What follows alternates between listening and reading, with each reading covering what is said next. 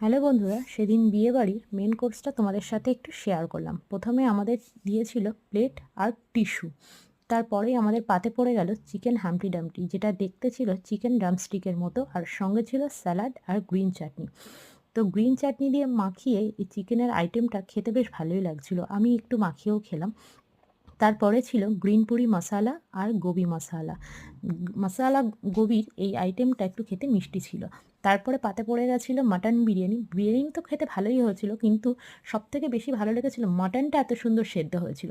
তার সাথে ছিল চিকেনের এই আইটেমটা। তারপরে ছিল ফ্রুট চাটনি, যেটা খেতে টক মিষ্টি ছিল, তার সাথে ছিল পাঁপড়। তারপরে ছিল বেকড চমচম, যেটা আমি ফার্স্ট টাইম ট্রাই করলাম, তবে একটাই নিয়েছিলাম, ভালোই লেগেছিল খেতে। তারপরে ছিল নলেন গুড়ের রসগোল্লা, এটাও একটাই খেয়েছিলাম। তারপরে ছিল হজমোলা, আর তারপরে ছিল আইসক্রিম, অরুণ আইসক্রিম। আইসক্রিমটা খেতে বেশ নতুনত্ব, একটু বেশ সুন্দর।